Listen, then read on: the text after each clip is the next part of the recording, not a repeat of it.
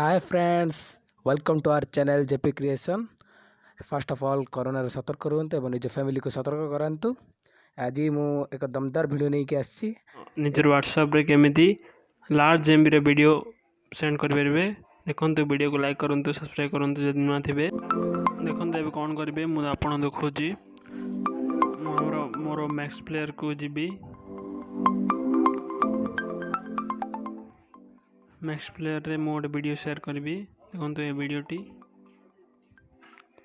को मु शेयर करबी। तापर पर मु देखे देबी डिटेल्स माने आर साइज केते। देखंतु एटी लिखा है केते 73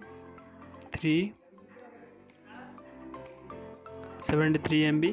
तो यहाँ को आम व्हाट्सएप रे जन को शेयर करवा।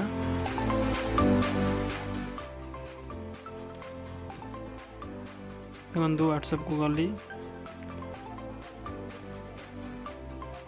व्हाट्सएप रे एबे वर्तमान शेयर करी जन को। देखु ये आमर शो करुच्ची 16 MB रो वीडियो हो जाउची। सेटा 73 थिला किंतु एठी 16 MB हो गला।